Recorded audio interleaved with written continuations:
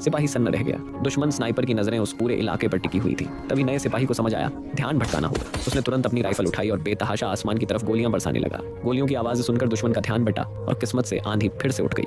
बुजुर्ग सिपाही ने तुरंत राइफल को सेट किया और पूरे जोश से 1500 मीटर दूर कचरे के ढेर की तरफ निशाना साध लिया। लेकिन अफसोस, उसने लगातार 3 गोलियां चलाई, फिर भी क्या ठीक से निशाना किस्मत नहीं है लगा। यार। वो जैसे ही दोबारा गोलियां भरने ही वाला था, तभी नया सिपाही घबरा गया और तुरंत दीवार के कोने की ओर भागा ताकि उस बुजुर्ग सिपाही को बचाया जा सके।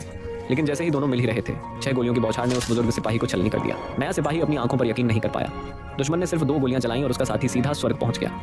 डर उस आदमी के भीतर बुरी तरह घर कर गया। बिना सोचे समझे वो फिर से रेंगकर दीवार के पास पहुंचा और बुरी तरह टूटे फूटे वायरलेस सेट को ठीक करने की कोशिश करने लगा।